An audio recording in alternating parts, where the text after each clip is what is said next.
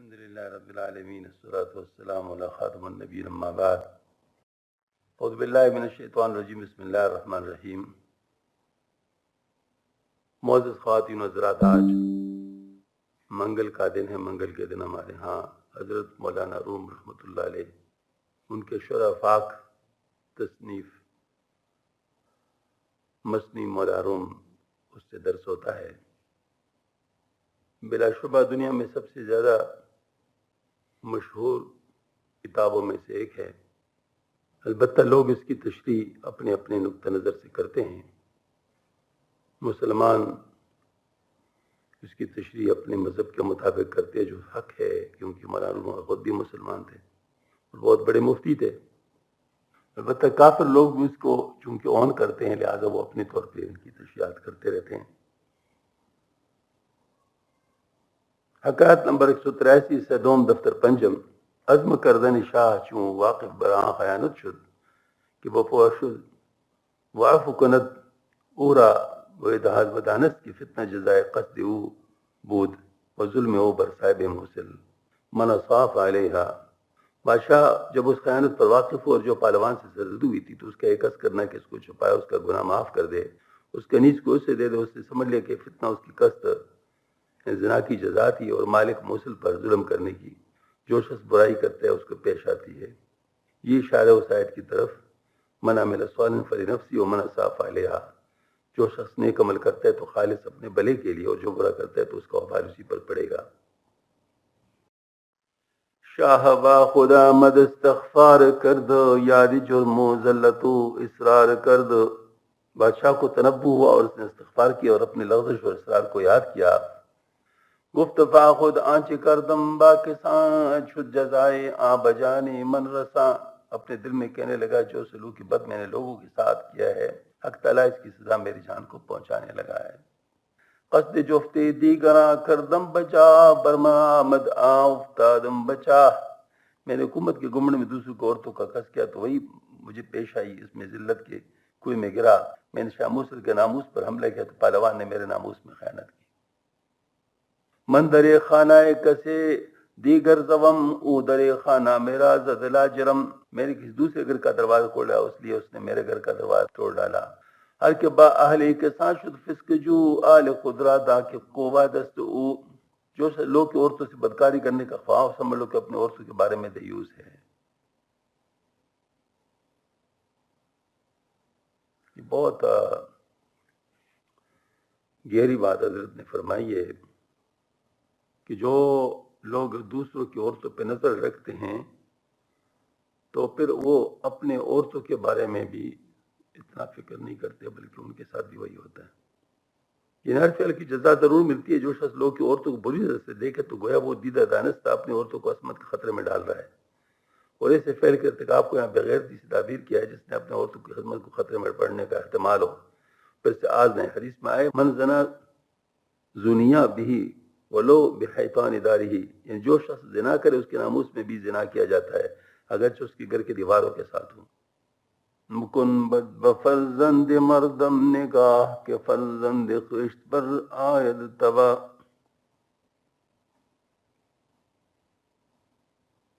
ذا کے مثل آ جزائے او شود چو جزائے سیئہ مثل ود. کیونکہ اس فعل بد کی مثل اس کی جزا ہوتی ہے جبکہ برے کام کی جزا اس کی مثل کی ہوتی ہے. یہ اس آیت کے مضمون کی طرف شاہ جو عنوان میں درج کی جا چکی ہے. چو سبب کر دی کشیدی سوئی خویش مثل آرا پست دیوسی و پیش. جب تم نے اپنے عصمت کے خطرے میں پڑنے کے سبب یعنی زنا کا ارتکاب کیا تو اس اپنے زنا کی مثل دوسرے شخص کی زنا کو اپنی عورتوں کی طرف کھینچا تو تم پہلے سے دیوس ہو. غصب کردم از شہ موصل کنیز غصب کردن از منارا زود نیز. میں نے شاہ موصل سے کنیز کو چھینا تو اس نے فوراً مجھ سے بھی چھین لیا گیا. او امینی من بدو لالائے من خائنش کرد آ خیانت ہائے من. وہ پہلوان میرا مددگار نوکر تھا، میری خیانتوں نے جو مجھ سے شاہ موصل وغیرہ کے حق میں سرزد ہوئی اس کو خائن بنا دیا. نیست وقتی کی گزاری او انتقام من بدست خوش گردم کار خام. اب یہ گردن کشی انتقام کا وقت نہیں، میں نے خود اپنے ہاتھ سے نادرست کام کیا. گرکشم کی نا بر آمیرو حرم آت ادی ہم بیاد برسرم. اگر میں اس امیر الکنیز سے انتقام لوں تو یہ تعدی بھی جزا کی صورت میں میرے سر پر آئے گی. ہم چنا کا ظلم آمد در جزا آزمودم باز نظمائم ورا. اس طرح میرے سر پر جس طرح کی ظلم اپنی جزا کی صورت میں میرے سر پر آیا، میں ایک مرتبہ آزما کر چکا ہوں، اب میں سے نہیں آزماؤں گا. درد صاحب موسلم گردن شکست من یارم عید گرانی زخست. حاکم موصل کے دکھ نے میرے گردن توڑ دی، میں دوسرے کو بھی زخمی کرنا اس کی سزا بھگتنے کی طاقت نہیں رکھتا. داد حق ما عزم کافات آگہی گفت ان تم ادنا بھی. حق تعالیٰ نے ہم کو اعمال کا بدلہ ملنے سے منطلق کر دے، چنانچہ اگر تم دوبارہ عمل کرو گے تو پھر دوبارہ ہم سزا دوں گے. عسیٰ ربکم یرحمکم التم ودنا. عجب نہیں کہ تمہارا پروردگار تم پر رحم فرمائے، اگر تم پھر وہی سے راشتی کرو تو پھر ہم وہی کریں گے. ہر فضونی کردنی جامو سود نیست غیر صبر و مرحمت محمود نیست. یا کوئی زیادتی کرنا مفید نہیں سوائے صبر و رحم کے کچھ اچھا نہیں ہے. ربنا انا ظلمنا سہو رفت رحمت کن اے رحیم ہاتھ زفت. اے ہمارے پروردگار ہم نے ظلم کیا، ہم سے غلطی سرزوری، ارے اے وہ کہ تیری رحمتیں بڑی ہیں، ہم پر بھی رحم کر. افو کردم تو ہم از من افو کن از گناہانو ونو جرم کن. میں نے پہلوان کو معاف کر دے، تو بھی میرے نئے گناہ اور پرانے جرموں کو معاف فرما. گفت اکنو اے کنیز با مگو ای سخن را کی شنودم منز تو. پھر شام اس نے کنیز کہ اے کنیز تو یہ بات جو میں نے تجھ سے سنی ہے کسی سے بیان نہ کرنا. پاس دارو برکس ارزام کن آنچ گفتی اے کنیز زی سخن. اے کنیز جو چیز بات اس کو اپنے پاس محفوظ رکھ، کسی پر پیش نہ کر. با امیر الجفت خواہم کرد من اللہ دی حقائد دم مزن. میرے ساتھ میں امیر کے ساتھ تیرے نکاح کر دوں گا، اللہ کے اس بات کا لفظ تک منہ سے نہ نکالنا. تانا گردد او زرم شرمسار کو ایک یہ بد کر دو نیکی 100,000. تاکہ وہ میرے روبرو شرمندہ نہ ہو اور مجھے اس کی رعایت منظور ہے، کیونکہ اس نے قصور ایک کیا ہے اور نیکی اللہ کا. بارہا من امتحانش کرد ام خوب تر استو بدو بسپرد ام. میں نے بار بار اس کی ازمائش کی اور سب سے زیادہ خوبصورت کنیزیں اس کی سپرد کی ہیں. در امانت یافتم اورا تمام ای قضائے بود کامد والسلام. میں نے ہمیشہ اس کو امانت میں کامل پایا، ایک تقدیر تھی جو پیش آ گئی، والسلام. اصل میں پہلے ہی دن سے جب سکدیم شروع کر رہے تھے حکایت، تو یہ چونکہ بظاہر تو بڑی فحش حکایت ہے، تو اس کے بارے میں نے کہا تھا کہ حضرت جب کوئی فحش حکایت بیان کرتے تو اس میں کچھ ایسی چیزیں بیان کرنا چاہتے ہیں جو حقائق ہوتی ہیں اور وہ بغیر اس کے بیان نہیں کیا جا سکتے، وہ اس کے بغیر بیان نہیں کیا جا سکتے.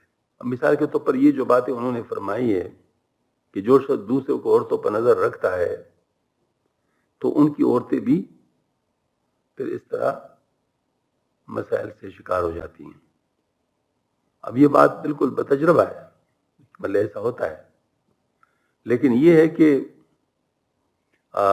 اس کو سمجھانا یہ بہت اہم ہے. اب کیسے سمجھائیں؟ تو ایک تو ہوتا ہے عام حقائق کے ذریعے سے سمجھانا، عام کسی بات کے ذریعے.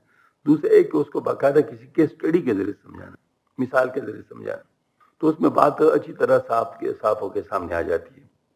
اب زیادہ سے آپ یہ کر سکتے ہیں کہ نابالغ لوگوں کے سامنے اس کو نہ پڑھایا جائے، مطلب یہ کہا جا سکتا ہے. لیکن بہرحال جو بالغ ہے، جو سمجھدار ہے، چاہے مرد ہے چاہے عورتیں ہیں، تو یہ ہے تو حقیقت. تو اس حقیقت کو مطلب جو ہے نا وہ سمجھ میں جو ہے نا آنا چاہیے، تاکہ آئندہ کے لیے انسان ایسے گناہ نہ کرے، ایسی مصیبتوں میں نہ پھنسے. حکایت نمبر 140 قصہ دوم دفتر پنجم. خواندن خلیفہ پہلوان را کنیز رہا وقت گردن. خلیفہ کا پہلوان کو بناؤ، کنیز کا نکاح اس کے ساتھ کر دینا. پس بخود خواند آ امیر خوش را کشت در خود خشم کو ہر اندیش را. پھر اپنے امیر کو اپنے پاس بلایا اور ہر ڈانے والے غصہ کو جو کنیز کی بات سن کر پیدا ہو گیا تھا دل ہی دل میں ضبط کر لیا. کرد باؤ یک بہانہ دل پذیر کی شدستم زی کنیز بز نفیر. اس کے ساتھ ایک دلچسپ بہانی کہ میں اس کنیز سے بہت متنفر ہو گیا ہوں. ذات سبب غرض کے تو رشکی کنیز مادری فرزند دار صد عزیز. اس سبب سے کنیز کی رشک غیرت سے لڑکے کی ماں میری بیگم بہت فریاد کرتی ہے. دروغ مسلط آمیز. مادر فرزند راست حق ہاست او ندر خوردے چنی جو رو جفاست. لڑکی کی ماں میرے بیگم کے بہت حقوق ہے اور ایسے ظلم و ستم کے مستوجب نہیں ہے. رشک و غیرت می برد خون می خورد زی کنیز ایک سخت تلخی می برد. اور رشک غیرت کر رہی ہے، خون جگر پی رہی، اس کنیز سے تلخی اٹھا رہی ہے. چونکہ سے ارادہ دو خواہم ای کنیز بس تیرا اولا ترستی اے عزیز، کیونکہ میں مجبور نہیں کنیز کسی کو دوں گا تو اے عزیز تم کو دینی زیادہ موضوع ہیں. چو تو بازی نمودی بہری او خوش نباشد دادن او راجز بتو، کیونکہ تم نے اس کے لیے جانبازی کی تو اسے تمہارے سوا کسی اور کو دینا ٹھیک نہیں ہے. عقد کردش با امیر و راب اداد خشم راو حرسرا یکسو نہات، غرض کنیز کا عقد نکاح امیر کے ساتھ کر دیا، اس کے سپرد کر دیا اپنے غصے اور اس کو ایک طرف رکھ دیا. گر بدش سستی نری خراں بود اورا مردی پیغمبرا، اگر اس میں گدوں کی شاوت سے سستی تھی تو اس میں پیغمبروں کی سی مردی تھی. ہاں کیسا ختم ہوا؟ اب مولانا مردی پیغمبر کے لفظ کی مناسبت سے پیغمبروں کی مردی کا ذکر فرماتے ہیں. یعنی اپنے نفس کو قابو کیا، اپنے غصے کو بچاڑا، یہ کام اس نے کر لیا. اگرچہ اس میں یہ کمزوری تھی، حاجی مطلب یہ ہے کہ شاوت والی، لیکن یہ والی جو پیغمبروں کے ہاں جو مردانگی ہوتی ہے وہ اس کے اندر موجود تھی. یعنی اپنے نفس کو قابو کر لیا.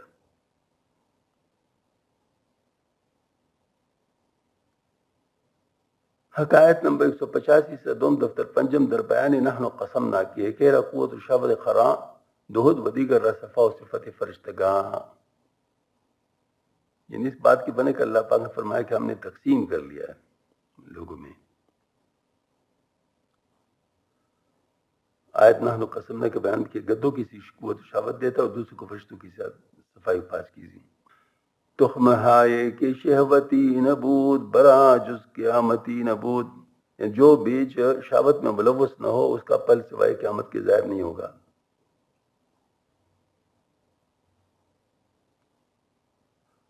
طرز ہوا تافتن سرور وریست، ترک ہوا قوت پیغمبریست. حوث سے منہ پھیرنا سرداری ہے، حوث کو چھوڑ دینا پیغمبری شو ہے.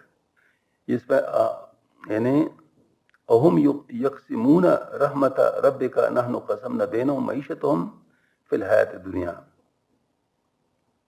یا اور یہ کافر اس قول کا جواب تھا لولا نزل حماد القرآن علی رجل من القریتین العظیم، ان دو بستیوں نے مکہ و طائف سے کسی بڑا آدمی پر یہ قرآن کیوں نازل نہیں کیا گیا؟ تو اس کے جواب میں فرماتے کہ کیا لوگ تمہارے پروردگار رحمت ان پیغمبری کے تقسیم کرنے والے، اس دنیا کی زندگی میں ان کو روزی ان میں ہم تقسیم کرتے ہیں. یہ تخم ہائے کی شہوتی حکیم ثنائی کی کتاب سرنامہ کا شعر ہے، جس کا مطلب یہ کہ جو اعمال خالصتاً لوجہ اللہ کیے جائیں اور خواہش نفسانی کا ان میں دخل نہ ہو، اس کا ثمرہ قیامت کو معلوم ہوگا. اگر دنیا میں ان سے تکلیف و زحمت محسوس ہو، مگر رتبہ میں ان کا ثمرہ رحمت و مسرت کی شکل میں ملے گا. اللہ تعالیٰ فرماتے ہیں من کان یرید حرث الآخرۃ نزد له فی حرثہ ومن کان یرید حرث الدنیا نؤتی منہا وما له فی الآخرۃ من نصیب. جو کوئی آخرت کی کھیتی کا طالب ہو ہم اس کی کھیتی میں اس کے لیے برکت دیں گے، اور جو دنیا کی کھیتی کا طالب ہو تو ہم بقدر مناسب اس کو دنیا دیں گے اور آخرت میں اس کا کچھ حصہ نہیں.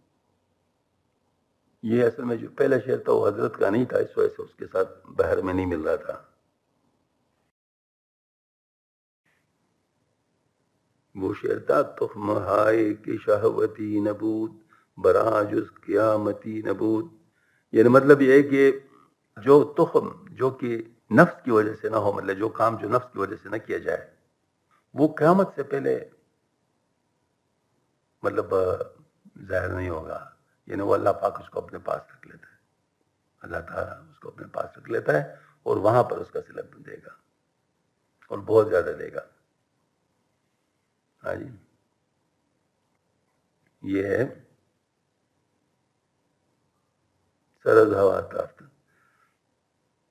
ترکی خشم و شہوت و حرص آوری ہست مردی رگی ہست مردی و رگی پیغمبری. غصے اور شہوت اور حرص کا چھوڑ دینا پیغمبران روش اور مردانگی ہے. واقعتاً یہ کوئی آسان بات نہیں ہے. اگر یوسف علیہ السلام کا ایک کہنا لا تصریف علیکم اليوم، کہ آج کے دن تمہارے اوپر کوئی وہ نہیں، اور آپ صلی اللہ علیہ وسلم کا مشرکین مکہ کو خطاب فتح مکہ کے بعد کہ میں آج تمہارے ساتھ وہی بات کرتا ہوں جو کہ میرے بھائی یوسف نے اپنے بھائیوں سے کہا کی تھی، تو یہ کوئی واقعی نہیں کر سکتا. جس وقت حضرت آپ صلی اللہ علیہ وسلم فتح مکہ کے وقت تشریف لا رہے تھے تو سر جو ہے نا وہ مبارک کجاوے کے ساتھ، اونٹ کے کجاوے کے ساتھ اس طرح لگتا جاتا تھا اس کیفیت میں کہ کہیں فاتحانہ اکڑ گردن میں نہ ہو، کیونکہ عموماً جو فاتحین ہوتے ہیں وہ اکڑ کے چلتے ہیں. یہ بات بالکل پکی بات ہے کہ جو بہادر ہوتا ہے اس سے اس وقت ڈرو جب کہ وہ یعنی محکوم ہو، اور کمینے سے اس وقت ڈرو جب وہ حاکم ہو. کیونکہ بہادر جو ہوتا ہے وہ کسی کی پرواہ نہیں کرتا، اور اس کی بہادری اس وقت ظاہر ہوتی ہے جب وہ محکوم ہوتا ہے. تو وہ ظاہر ہے اس وقت وہی کرتا ہے جو بہادروں کا شیوا ہوتا ہے. جیسے کہتے ہیں جابر سلطان کے سامنے کلمہ حق کہنا سب سے بڑا جہاد ہے. تو بہادر وہ اس وقت اس کی بہادری کا اظہار ہوتا ہے. ایک محکوم پر، ایک مجبور پر، ایک کمزور پر ظاہر نہیں ہوتا. اس وقت سراپا محبت اور شفقت ہو جاتا ہے.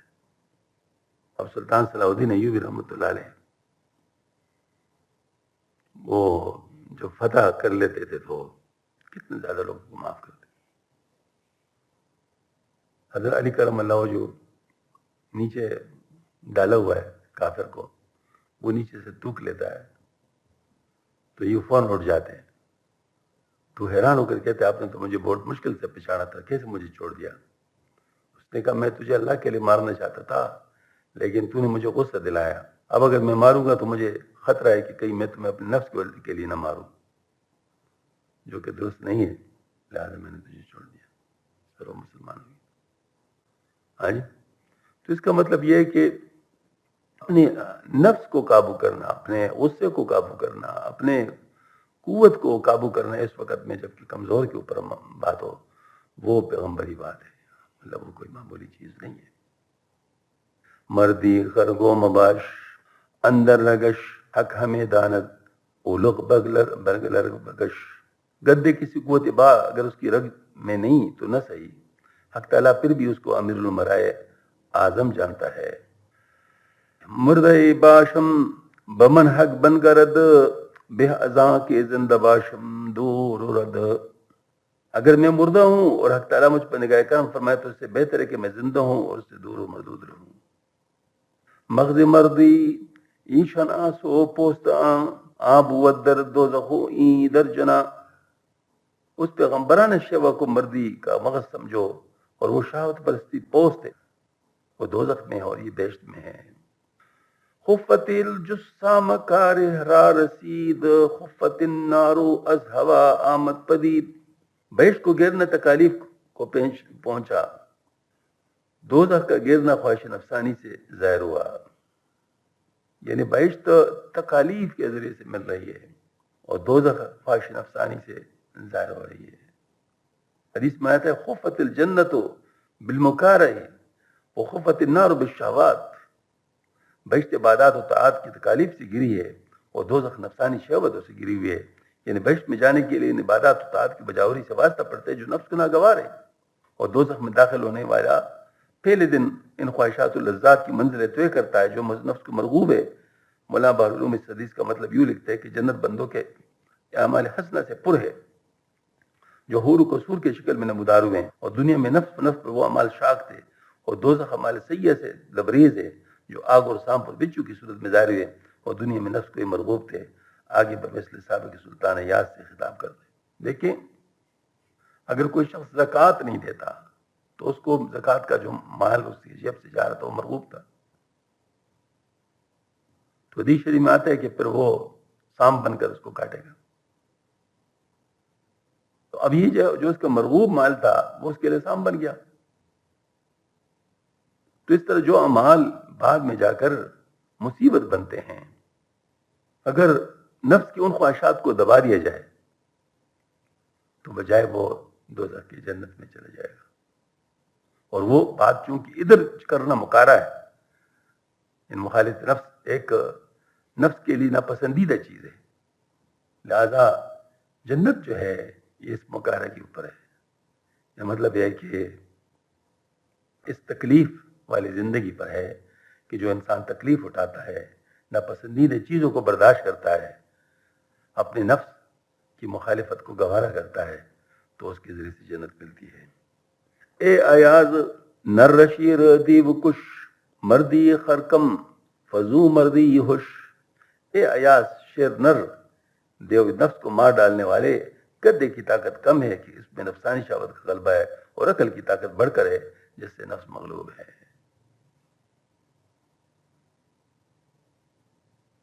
یہاں سے ایک بہت بڑا نقطہ ذہن میں آ رہا ہے، بہت بڑا نقطہ ہے الحمدللہ. وہ یہ ہے کہ ہر شخص کے اندر نفس بھی ہے اور عقل بھی ہے. اب اگر اس کا نفس غالب ہے اور عقل کو دبا دے تو نفس کی خواہش کو پوری کر لیتا ہے، اور اگر اس میں عقل زیادہ ہے، پاورفل ہے، اور وہ نفس کو دبا دے تو ظاہر ہے بہت نقصان سے بچ جاتا ہے. تو گدے کو گوئے کہ نفس سے تشبیہ دیے کہ مطلب یہ کہ اگر کوئی شخص نفس سے مغلوب ہے تو گوئے وہ گدھا ہے. ہاں جی، اور جو اس نفس کو دبائے تو گدھے پر سوار ہے، مطلب یہ کہ اس کا حاکم ہے. ٹھیک ہے، تو یہ آنکھ چندی صدر اوڑا کشن کرد لعب کودک بود پیشتی اینت مرد. جس بات کو اتنے عمراء وزراء نے نہیں سمجھا وہ تمہارے آگے بازی طفل تھی. دیکھو مرد تو یہ ہے، یہ قصہ بھی آگے آتا ہے، یہاں گویا اس کی تمیز چل رہی ہے. اے بدیدہ لذتی امر مرا جہاں سپردہ بہر امرم در وفا. اے وہ ایاز جس نے ہمارے حکم کی تعلیم کا مزہ محسوس کیا ہے اور وفاداری میں ہمارے حکم کے لیے جان فدا کر دی ہے. سبحان اللہ. یعنی میرے حکم کو نہیں توڑا، اپنے نفس کی خواہش کو توڑا ہے. یعنی یہ بات ہے، کیونکہ اگر وہ کام کرتا تو گویا کہ اپنے مالک کے حکم کو توڑتا، اور چونکہ اس نے اس کے حکم کو نہیں توڑا، اس چیز کو توڑا جو کہ مطلب ظاہر اس سے کم تھی، کیونکہ اس کے مالک کا برابر تو نہیں تھی، مالک تو ہوتا. ایک از تعظیم امرش آگہی ای حکایت گوش کنگر والی. اے طالب جو خدا و تعالیٰ کے حکم کی تعظیم سے آگاہ ہے، یہ کہانی سن اگر تو عاشق ہے. داستان امر اوزو کی چاشنیش بشنو اکنو درمیان مانویش. یعنی بادشاہ کے حکم کا قصہ اور اس کی چاشنی کا ذائقہ اب اس کے مانوی بیان سنو. یعنی ایاز سلطان کے حکم کی تعمیل میں خلوص الجمی اور ابن سمیم کے ساتھ کرتا ہے کہ اس کی تعمیل خلاف مسئلہ بلکہ خطرناک بھی لگے تو اس کی مطلق پرواہ نہیں ہوتی، بلکہ بادشاہ کو حکم پاتی اپنے عقل و قیاس اور دانش و فہم کے مشورے سے بے نیاز ہو کر اس کی تعمیل کر ڈالتا ہے. یعنی دیکھو ایک انسان کو اللہ تعالیٰ نے عقل دی ہے، یہ نعمت ہے. عقل کے ذریعے سے وہ نفس کو قابو کرے گا، عقل کے ذریعے سے وہ نفس کو قابو کرے گا، یہ بہت بڑی نعمت ہے. لیکن اس کی عقل جو ہے وہ محکوم ہے شریعت کا. جب شریعت عقل کو حکم دے تو پھر یہ مقابلہ نہیں کرے گا. مطلب گویا کہ عقل کے ایک جانب پر شریعت ہے، دوسری جانب پر نفس ہے. تو نفس کے اوپر عقل حاکم ہے اور عقل کے اوپر شریعت حاکم ہے. بس اگر کوئی شریعت کا حکم توڑتا ہے عقل کے ذریعے سے اپنے نفس کے لیے تو یہ الٹا سرکٹ ہے، ساری بات الٹی ہو گئی. مطلب نفس حاکم ہو گیا عقل کا اور عقل حاکم ہو گیا شریعت کا، تو ایسے تو ہو نہیں سکتا، لہذا یہ معاملہ الٹا ہو گیا. ہاں جی، تو یہ مطلب فرما رہے ہیں. اچھا، آگے کسی اس کا معنی بیان جو یہاں مقصود ہے یہ ہے کہ حق تعالیٰ کے احکام کی تعمیل اس طرح کرنی چاہیے کہ جو حکم پائے اس میں اپنے عقلی قیاس اور ذہنی فلسفے کو دخل نہ دے، بلکہ پورے وسوق و تمانیت سے من و عن اس طرح عمل کرے جس طرح حکم ملا ہے۔ الصراط مستقیم شرپا بیرو منہ چوں کست از رشتے سوزن زور خود را کم کند، اس طرح مرشد کے حکم کی تعمیل بے چون و چرا کرنی لازم ہے۔ حافظ اس لیے کہتے ہیں بمیں سجادہ رنگین کن گرت پیری مغا گویت، بمیں سجادہ رنگی کن گرت پیری مغا گویت کی سالک بے خبر نبوت زیراہ رسم منزلہا، یعنی اپنے سجادہ کو، یعنی نماز پڑھنے کی جگہ کو شراب سے رنگین کر دو اگر تجھے پیر یہ کہتا ہے، پیر یہ کہتا ہے، کیونکہ سالک اس راہ و منزل سے واقف نہیں ہے، وہ واقف ہے، وہ آپ کو اس لیے کہتا ہے۔ یہ بات ہے۔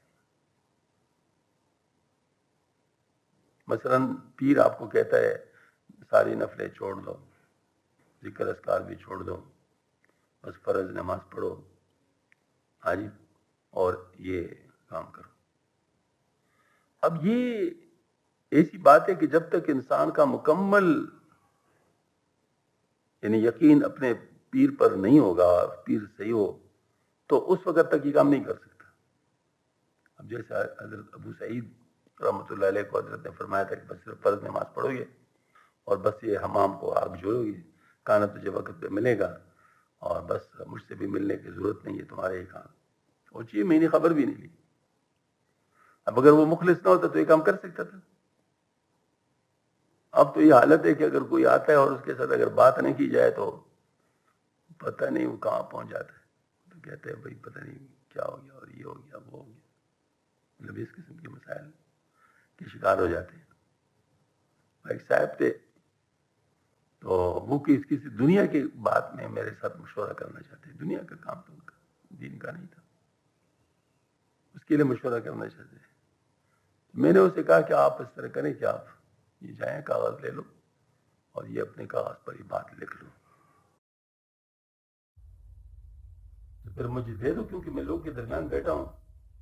اب اگر میں لوگوں کے درمیان سے اٹھتا ہوں تمہارے لیے، یہ تمہارے کس طرح چاہے گا، تو میں کتنا دیر لوگوں کے لیے اٹھوں گا، یہ تو مجلس تو نہیں ہوگی، تو آپ اس طرح لکھ لیں، تو اگر ضرورت ہوئی تو میں آپ کو کاغذ پر ہی جواب دے دوں گا، اور اگر نہیں مسئلہ کاغذ سے حل نہیں ہوتا ہوگا تو پھر آپ کو ٹائم دے دوں گا۔ یہی طریقہ تھا۔ اس کو مائنڈ کر کے اور چلا گیا اور کہا کہ دیکھو اس طرح، دیکھو اس طرح۔ کچھ لوگوں نے جو سمجھدار تھے ان کو سمجھا بھی دیا، لیکن اس کو سمجھ نہیں آئی۔ بہرحال مجھے تو اس کے بعد ملاقات ہی نہیں ہوئی، لیکن جو لوگ ان کو جانتے تھے انہوں نے کہا بڑے مشکل حالات میں پڑ گئے، بہت مشکل حالات میں پڑ گئے، ایسے مشکل حالات میں پڑ گئے کہ وہ کہتے ہیں کہ اس کو بھی احساس ہو گیا کہ میں نے بہت بڑی غلطی کی ہے، لیکن وہ کہتا ہے کہ میں پھر مجھ میں سکت ہی نہیں کہ میں سامنے آؤں، تو بڑے پریشانیوں کے شکار ہوئے۔ خیر میں تو کچھ بھی نہیں ہوں، لیکن یہ تو سلسلے کی بات ہے، سلسلہ والی بات ہے۔ مولانا اشرف صاحب ایک دفعہ اس قسم کے واقعے پہ فرما رہے تھے، ہم کچھ بھی نہیں ہیں، ہم کچھ بھی نہیں ہیں، حضرت نے فرمایا، لیکن جن کے ہاتھ میں ہم ہاتھ دلواتے ہیں وہ بڑے لوگ ہیں، اللہ تعالیٰ ان کی لاج رکھتے ہیں۔ یہ حضرت نے فرمایا، اور بات بالکل صحیح ہے کہ اللہ جل شانہ ان سلاسل کی لاج رکھتے ہیں۔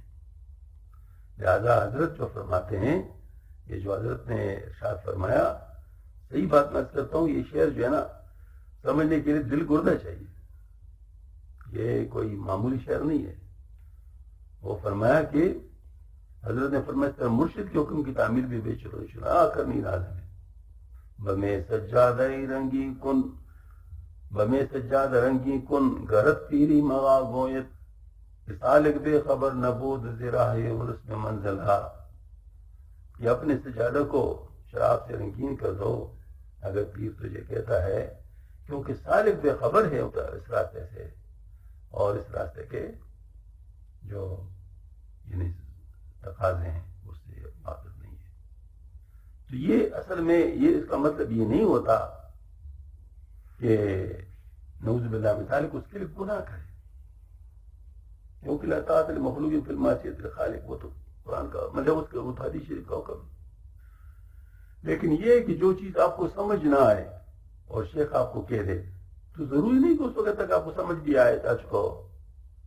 وہ جو آپ کو بتا دے گا تو وہ اس راستے سے واقف ہے، تو وہ جو آپ کو بتا دے گا تو آپ اس پر عمل کریں گے تو پھر آپ کے اوپر ہی بات کھلے گی. کیونکہ بعض باتیں ایسی ہوتی ہے جب تک اس پہ عمل نہیں کیا جائے اس وقت تک اس کی حقیقت نہیں کھلتی. ہاں جی، تو ایسی صورت میں اگر مکمل سرنڈر موجود ہو تو مکمل سرنڈر سے پھر وہ چیزیں کھلتی ہیں، اور اگر نہیں ہو تو پھر ظاہر معصومی ہوتی ہے. حکایت نمبر 186، حصہ دوم، دفتر پنجم. دادن شاہ گوہر را بدست وزیر کی بچن و مبارک کردن وزیر و در قیمت و فرزونن شاہ وزیر را کہ این را بشکن و گفتن وزیر کی گوہر نفیس چگونه بشکنم. بادشاہ کا وزیر کے ہاتھ میں ایک موتی دینا اور پوچھنا کہ اس کی کتنی قیمت ہوگی.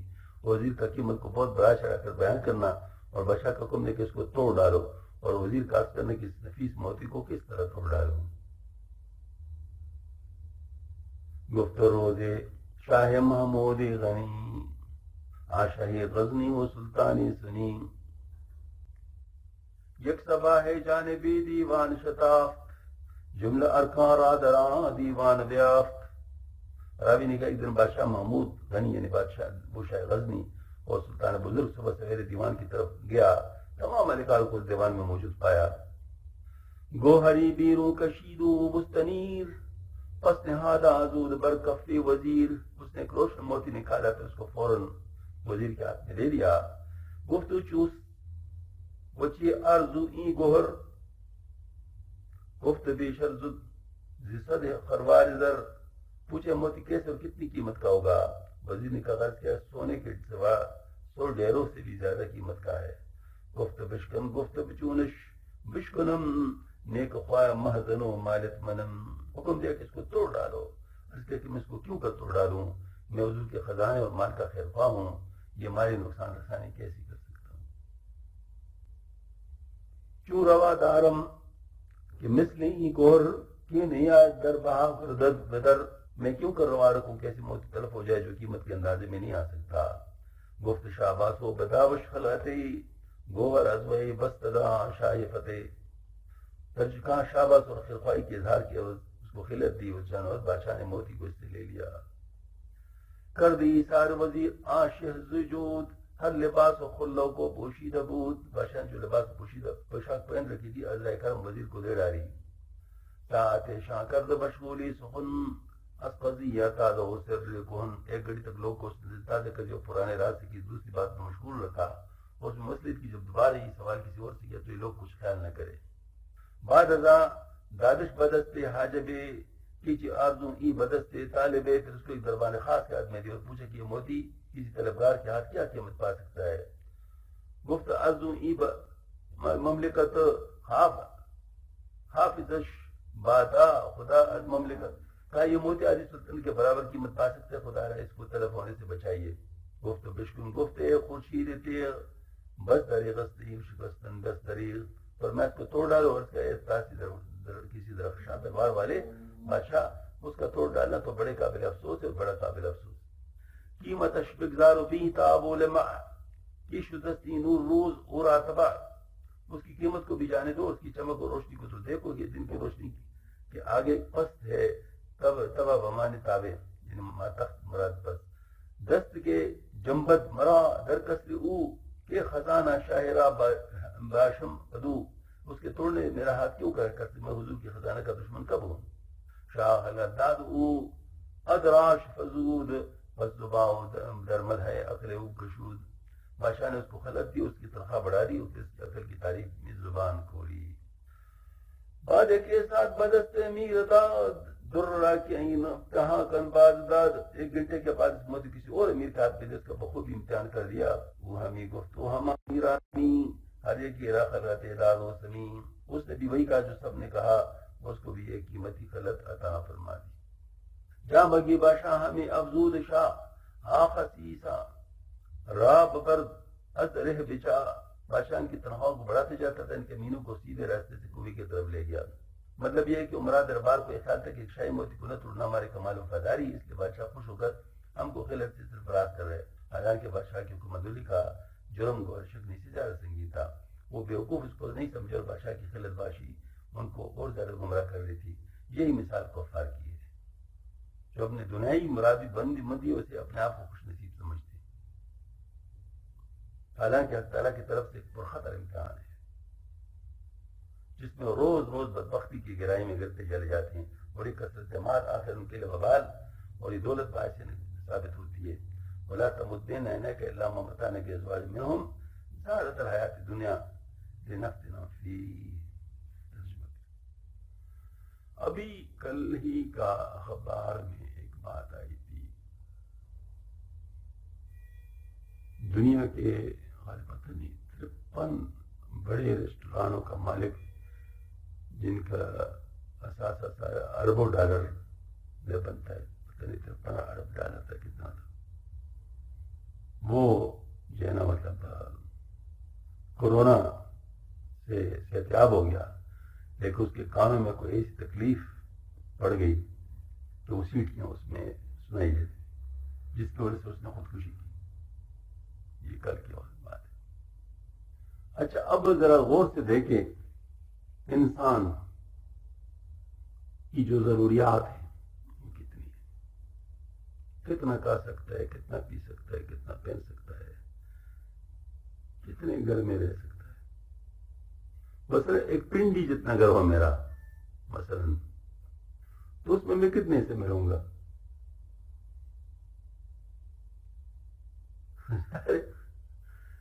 بس چند کمرے ہوں گے نا جس میں میں رہوں گا، باقی تو ویسے ہی پڑا ہوگا. اور اگر اوروں کو میں اس میں رکھوں گا تو پھر تو ان کا ہی ہوگا، اگرچہ برائے نام میرا ہوگا لیکن استعمال تو کرتے ہوں گے. مدینہ منورہ میں جو پہاڑ ہے وہ اس پر بادشاہ کا محل ہے. بادشاہ اس میں سال میں کئی ایک مرتبہ آتا ہوگا، باقی سب اس میں نوکر رہے تھے. بڑا شاندار محل ہے. تو وہ ہمیں جو وزٹ کرا رہے تھے تو دور سے بتا رہے تھے کہ یہ جو نوکر وغیرہ ادھر رہتے ہیں ان کے ساتھ ہمارا ملنا جلنا ہے، کہ بادشاہ نے اسے ہمارے لیے بنا، ہم اس میں رہ رہے. کہتے اس وہاں جو مکیوں نے شہد ڈالا تھا وہ انہوں نے بیچ بھی دیا تھا. مقصد میرے یہ کہ اب دیکھو جتنا بھی انسان سوچے نا، دنیا کے اندر جو اموال ہیں، دنیا کے اندر جو چیزوں کی ملکیتیں ہیں، وہ صرف اور صرف برائے نام ہے. اس میں آپ کو فائدہ کتنا پہنچتا ہے وہ آپ کے اس استطاعت کے مطابق پہنچتا ہے، جتنا کہ آپ استعمال کر سکتے ہیں، اس سے زیادہ نہیں. انسان ایک حد سے زیادہ کھا نہیں سکتا، ایک حد سے زیادہ پی نہیں سکتا، ایک حد سے زیادہ جگہ میں سما نہیں سکتا، اور ایک حد سے زیادہ مطلب زیادہ مزے نہیں کر سکتا، کیونکہ بعض مزے لوگوں کو پھر دوسرے مزے کھاتے ہیں. مثال کے طور پر جو مالدار ہوتے ہیں ان کو اپنے مال کو محفوظ رکھنے کی ٹینشن اتنی ہوتی ہے کہ اس کو کھا رہے ہوتے ہیں. مطلب ہم لوگ جیسے آزاد کرتے ہیں، کیا ویسے آزاد کر سکتے ہیں؟ کیا لوگوں سے آزادی کے ساتھ مل سکتے ہیں؟ کیا لوگوں کے ساتھ آزادی کے ساتھ باتیں کر سکتے ہیں؟ چاہے وہ ایمانداری کے لحاظ ہو، چاہے پاور کے لحاظ سے ہو، مثلا کوئی حکمران ہو، جو بھی ہو، پابندی لگ جاتی. ہاں جی. اب یہ جو ہے نا مطلب یہ گویا کہ یوں سمجھ لیجیے کہ ایک انسان بظاہر کہتا ہے کہ یہ میرا مال ہے، یہ میرا مال ہے، حالانکہ وہ مال اس کا نہیں ہے، جس کے لیے اللہ پاک نے رکھا ہے اس کا ہے. وہ مال جو اس نے کھا لیا، جو اس نے اوڑھ لیا اور ختم ہو گیا. ہاں جو اس نے آگے کو بھیج دیا اللہ تعالیٰ کے پاس، وہ کام آ گیا.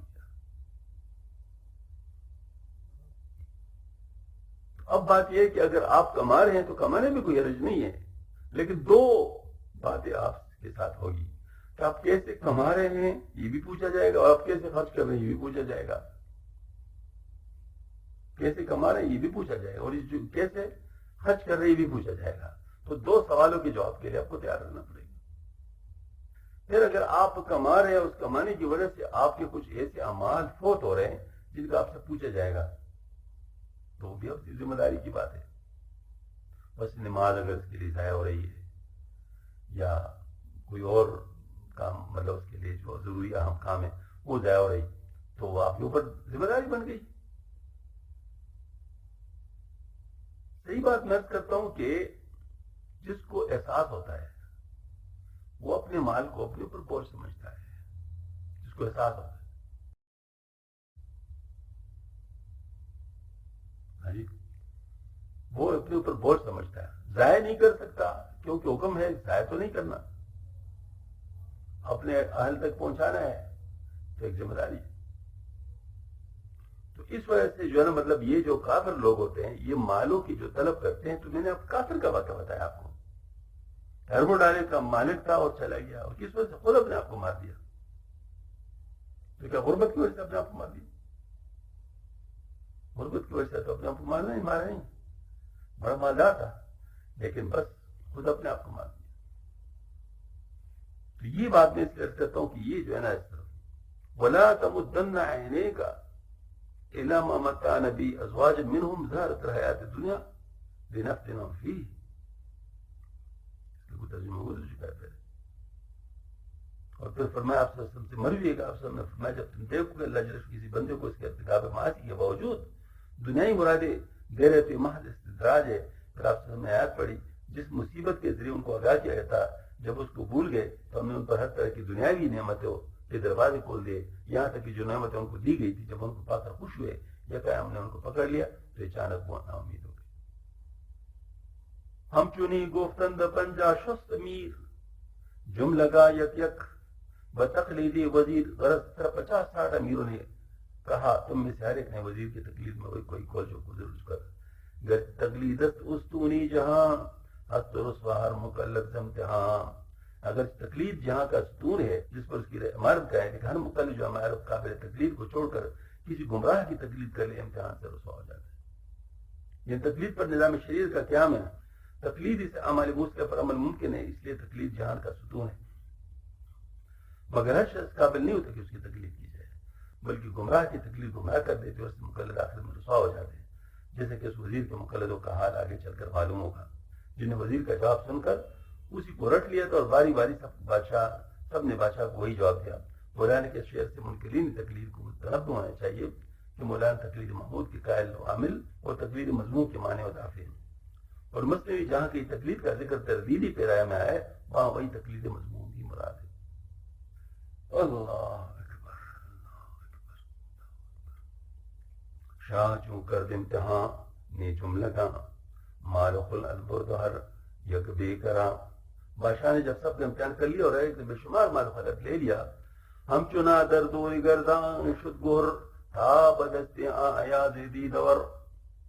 اس طرح گردش کرتے دور میں موتی ایاز دی دور کے حال میں آ گیا. آخری بناد در کفی ایاز گفت ہو رہا کھائے ہری فی دی دباز. سب سے آخر میں اس موتی کا ایاز کے ہاتھ میں رکھا اور اس کا اے دباز ہری. یک بیک دی دندی کو ہر تو ہم در شعاش در نگر اے محترم. ایک ایک نے اس موتی کو دیکھ لے محترم، تو بھی اس کی شعا کو دیکھ لے، تو بھی اس کی شعا کو دیکھ لے. حکایت نمبر 187 حصہ نمبر 2 دفتر پنجم. رسیدنی گوہر آخر دور بدت ایاز کہ آج ایاز مقلد ناشدن وشا را مغرور ناشدنی او بمال خلت جامگی افزون کردن و مد عقل ایشا کردن کہ نہ شاید مقلد را مسلمان راستن. اگر مسلمان باشد نہ در باشد کہ مقلد ثبات کنت برا اعتقاد مقلد امتحان ہا بسلامت بیرو نہایت کی ثبات بینایا ندارت. اس موتی کا آخر دور میں آیات کے ہاتھ میں پہنچنا اور آیات کی دانائی اس کا ان لوگوں کی تقلید نہ کرنا اور مال و خلت اور ترقی ترخواہ ان کی عقل کی تعریف کیے جانے سے دھوکہ نہ کھانا، کیونکہ مقلد کو مسلمان نہ سمجھنا چاہیے. اگرچہ وہ مسلمان بھی ہو تو شاذ و نادر ہوتا ہے کہ مقلد سے اعتقاد پر قائم رہے اور مکمل امتحانوں سے صحیح سلامت باہر نہیں آتا، کیونکہ دراندیش کسی ثابت قدمی نہیں رکھتا۔ لا الہ الا اللہ محمد رسول اللہ۔ اب ذرا میں اس پر ایک بات عرض کرنا چاہوں گا۔ حضرت نے اگرچہ بات مختصر انداز میں سمجھا دی ہے کہ مقلد دو قسم کا ہوتا ہے۔ ایک مقلد جو یعنی وہ ہے کہ اپنے نفس کے لیے تقلید کرتا ہے، نفس کے لیے تقلید کرتا ہے۔ مثلا ایک کو دیکھتا ہے کہ دیکھو نا اس نے اپنے نفس کے لیے اتنی خوشی پیدا کی تو میں بھی اس طریقے سے کر لیتا ہوں۔ ہاں جی، یہ نفس کی خوشی کے لیے تقلید ہے، جیسے ان لوگوں نے مال کے لیے کیا، ان امیروں نے مال کے لیے کیا۔ ایک تقلید نفس کی مخالفت میں ہے، یعنی میں اگر کسی جاننے والے کی تقلید نہیں کرتا جو حقیقت کی بات مجھے سمجھا سکتا ہے تو پھر میں نفس کا مقلد ہو جاؤں گا۔ اس طرح کی سمجھ میں آ گئی نا بات؟ تو نفس کی تقلید سے بچنے کے لیے اس سے اوپر یعنی کسی عقل مند دانا اللہ والے کی تقلید کرتا ہے۔ تو دو قسم کی تقلید ہو گئی، تقلید برائے نفس و تقلید برائے مخالفت نفس۔ اور میں میرے بات تقلید برائے نفس تباہی ہے، جس کا حضرت ذکر فرما رہے ہیں، اور تقلید برائے مخالفت نفس بچت ہے، حفاظت ہے، جس کے ذریعے سے انسان بچ سکتا ہے اپنے نفس کی شر سے۔ یہ والی بات تو یہاں پر ایاز کو وہ ہے کہ مخالفت نفس میں ظاہر کیا گیا کہ وہ اس چیز میں ان کا مقلد نہیں تھا، نفس کی مفاہمت میں، نفس کی اتباع میں ان کا مقلد نہیں تھا، نفس کی اتباع میں مقلد نہیں تھا۔ تو اب دیکھیں، لیکن بادشاہ کا مقلد تھا، بادشاہ کی بات مان لی، سمجھ میں بات، بادشاہ کی بات مان لی، اس نے اپنے عقل کو نہیں لڑایا، لیکن وہاں نفس کے ماننے والوں کا، نفس کے پیچھے چلنے والوں کی بات نہیں مانا۔ سمجھ میں آ گئی نا بات؟ اصل بات یہی ہے۔ یا کریم اے ایاز اکنو بگوئی کی کوہر، چند میں ارزو بدی تاب و ہنر۔ اے ایاز اب تو بتا کہ موتی چمک اور خوبی کس قیمت کی ہے؟ گفت افزو زائچہ تنم تانم گفت من گفت اکنو زود و خردش در شکرن۔ عرض کیا کہ اس کی قیمت کو کچھ بیان کر سکتا ہوں، اس سے بڑھ کر ہے، اور میں بس کو توڑ کر ریزہ ریزہ کر دے۔ سنگ ہادر آستی بود الشقاؤ، خرد کر دو پیش اون بود ای ثواب۔ اس کے استین میں پتھر موجود تھے، فوراً اس کے ٹکڑے ٹکڑے کر ڈالے۔ اس کے نزدیک یہی بات ٹھیک تھی کہ بادشاہ کے حکم کی تعمیل کرے۔ اگلے زمانے میں استین میں کیسے لگا ہوتا ہے، آئے اس کے لانا فعل پر مولانا فرماتے ہیں اتفاق طالبا دولتش دست دادا لہدنا در حکمتش۔ اس کے بعد بال نصیبے کے اتفاق سے اس وقت عجیب و دانائی کی باتوں سے سوچ گئی۔ تاب خواب ایدی لبودی باصفا کرد بودن در بغل بردو سنگرا۔ یا اس صفا دل ایاز نے اس وقت خواب میں دیکھ لیا تھا، اس لیے وہ پتھر اپنے بغل میں چھپائے رکھے تھے۔ ہم چو یوسف کاندروں خارچا کشف شد پایا نکارش از الہ۔ جیسے یوسف علیہ السلام کو کہ ان کو اللہ تعالیٰ کی طرف سے کوئی کی گہرائی کے اندر ہی انجام کار معلوم ہوا، واوحینا الیہم لتنبئہم بامرہم ھذا وہم لا یشعرون۔ ہر طرح فتح و ظفر پیغام اداد پیش او یکشد مراد و نامراد۔ جس شخص کو فتح ظفر سے اپنے عمل کا پیغام دیا، اس کے آگے مراد و نامرادی یکساں ہیں۔ یہ مراد مندی و نامرادی کے حوالے صرف ظاہری ہیں، در حقیقت وہ پورب کا عمران مراد مند ہے۔ آگے مولا فرماتے ہیں کہ ایاز جو اس وقت فضلت و نعمت سے محروم رہا، جو دوسرے عمرہ کے حصے میں آئی، یہ محرومی کچھ حقیقت نہیں رکھتی تھی۔ ہر کے پابندان وے شد فضل یار اونچی ترست از شکست کارزار۔ محبوب حقیقی کا فضل جس شخص کا پابند ہے وہ جنگ کی شکست سے کیا ڈرتا ہے؟ چون یکی گشتش کے قائد کردما فوت اسب و فیل شد فعل باشد تربات۔ جب اس کے یقین و قریب کو مات کر دے گا تو اس کے نزدیک اسب و فیل وغیرہ موروں کا مارا جانا بے حقیقت ہے۔ گر برد اسپش ہاں کی اسب جوست است او گونے کی پیشی آنگوست۔ اگر اس کے اسب کو شخص مار لے جائے جو اسب کا طالب ہے تو اس کے پاس اسب نہ سے ہی سب کر لے جانے والا وہی ہے، اس کو اسب کی کیا ضرورت؟ مرد رابا اسب کے خویشی بود عشق اسپش اسدیے بیشی بود. آدمی کو اسب کے ساتھ قرابت کیا کہاں ہے کہ وہ اس کی محبت پہ مجبور ہو، بلکہ اسب کے ساتھ اس کی محبت پیش قدمی حاصل کرنے کے لیے اور پیش قدمی اس کو حاصل ہے. بیر صورت ہم کش چندیز حیر بے سطاعی صورت معنی بغیر. ظاہری صورتوں کے لیے اس قدر پیش حساب نہ اٹھا، کسی صورت کا سر اٹھائے بغیر معنی حاصل کر. ہست زائد را غمی پایا کہاں پایا نکار تاچ باشد حالی او روز شمار. اس پر میں آپ سے ایک بات عرض کروں. دنیا کے اندر سارے لوگ جس چیز کو حاصل کرنے کے در پہ ہے، اگر پیسہ چاہتے ہیں وہ بھی سکون کے لیے چاہتے ہیں تاکہ مجھے کسی سے مانگنا نہ پڑے، مجھے اس کے لیے کچھ کرنا مزید نہ پڑے. سکون گھر بھی بناتا ہے تو سکون کے لیے بناتا ہے، بیوی بھی ہے تو سکون کے لیے. مطلب ہر چیز کا بنیاد کیا ہے؟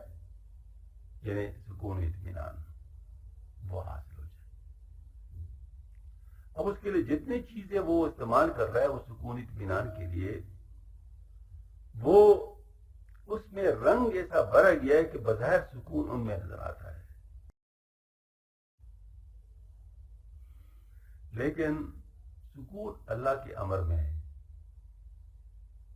جس میں رکھ دیا اس میں رکھ دیا، جس سے اٹھا لیا اس سے اٹھا لیا. اب اگر کوئی شخص ان چیزوں کو حاصل کرتا ہے کیونکہ لوگ دیکھ رہے ہیں کہ ان چیزوں کا، تو یہ وہ مقلد ہے. سمجھ میں آئی نا بات؟ یہ ان لوگوں کے مقلد ہیں جو سکون ان چیزوں میں تلاش کر رہے ہیں مسلسل، جو سکون کے لیے یہ کر رہے ہیں، ایک ایک جاب، دو دو جاب، تین تین جاب کر رہے ہیں، بغیرتی بھی کر رہے ہیں، دھوکہ بازی بھی کر رہے ہیں، جھوٹ بھی بول رہے ہیں، سارا کچھ کر رہے ہیں اس چیز کو حاصل کرنے کے لیے. حالانکہ ان میں سکون کہاں؟ وہ تو اٹھا لیا گیا ہے، وہ تو اٹھا لیا گیا.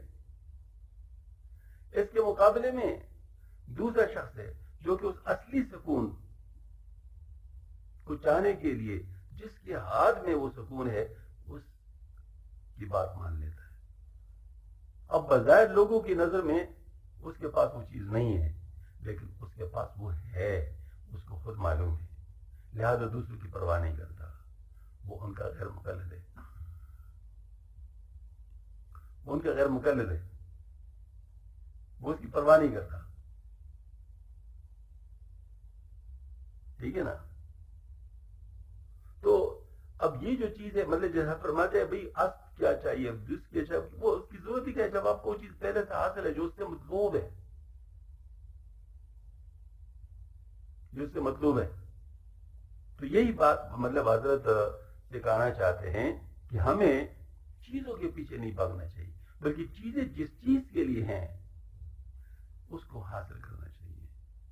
اور وہ کیا ہے؟ وہ اللہ پاک کے ہاں ہے، اللہ کے امر کے ساتھ ہے. تو اللہ کو راضی کرنا ہے، اللہ کو راضی کر لو، سب کچھ تمہارے ہاتھ آ جائے گا. من کان للہ کان اللہ لہ. جب تو اللہ کا بن جائے گا اللہ تیرا بن جائے گا. اب میں آپ کو بات بتاؤں، آج بھی میں نے خاتون سے کہا تھا، فون کیا تھا، کل فون کیا تھا، تو اس نے مجھے اپنے کچھ مسائل بتائے کہ میرے یہ مسئلہ ہے، میرے یہ مسئلہ ہے، میرے یہ مسئلہ ہے. میں نے کہا بی بی اگر آپ کو کسی نے بتایا کہ میں عامل ہوں تو میں عامل نہیں ہوں، مجھے یہ چیزیں نہیں آتی. آپ مجھے یہ باتیں مجھ سے نہ کریں. وہ میں نے فون بند کر دیا.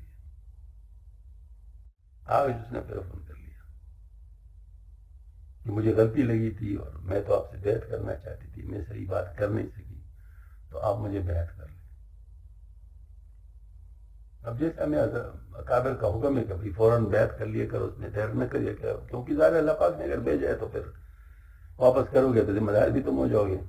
تو اس وجہ سے بیعت تو میں نے کر لیا، لیکن مزاج ہے کہ میں سمجھاتا تو ہوں. پھر میں نے کہا بی بی بات سن لو،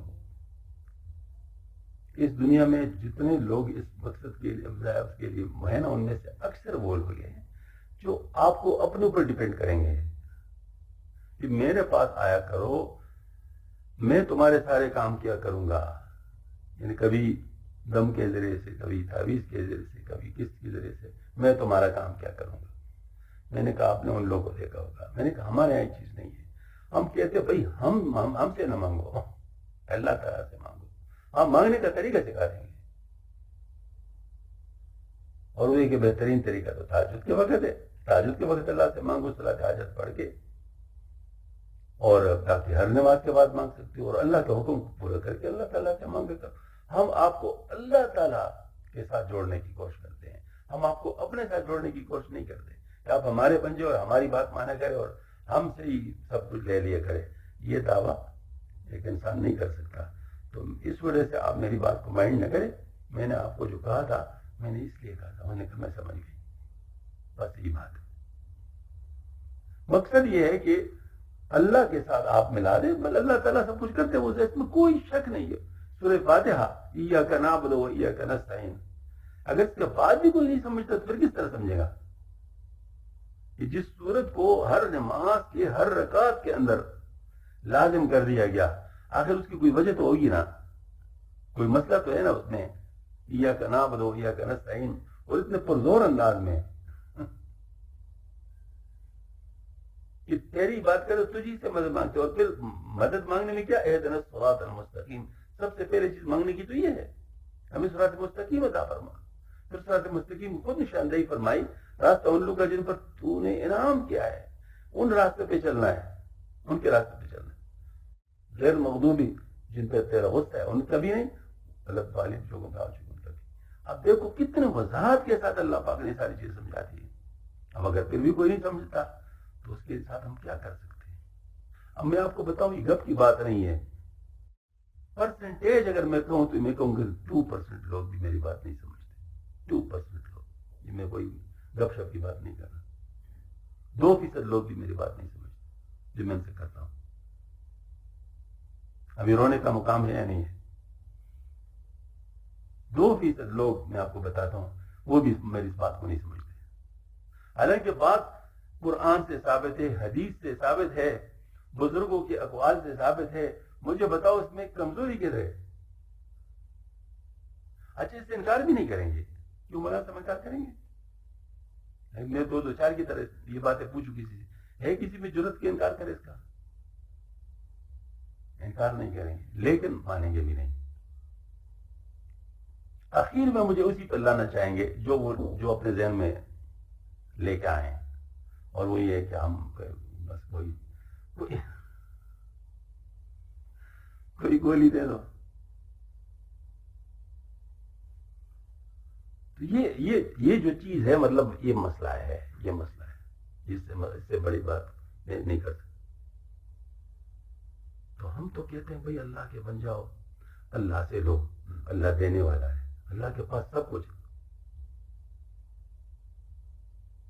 جب تک آپ کے نیت میں فطور ہے اس وقت اللہ کا معاملہ آپ کے ساتھ ایسے ہی ہوگا جیسے کہ تو ہے۔ جب آپ کی نیت سے فطور ہٹ گیا اور آپ خالصتاً اللہ سے مانگنے لگے، پھر اللہ کا معاملہ آپ کے ساتھ اس کے مطابق ہو جائے گا جیسے کہ تم مانگ رہے ہیں، پھر اس کی طرف ہو جائے۔ انا عند ظن عبدی بی، صاف حکم ہے، فرمایا میں بندے کے اس گمان کے ساتھ جو میرے ساتھ رکھتا ہے۔ اس وجہ ساری باتیں اپنے ساتھ اپنے اندر ہی ہے۔ اللہ تعالیٰ ہمیں توفیق عطا فرمائے کہ ان باتوں کو سمجھے۔ وآخر دعوانا الحمد للہ رب العالمین۔ ربنا تقبل منا انك انت السميع العليم وتب علينا انك انت التواب الرحيم۔ سبحان ربك رب العزة عما يصفون وسلام على المرسلين والحمد لله رب العالمين برحمتك يا ارحم الراحمين۔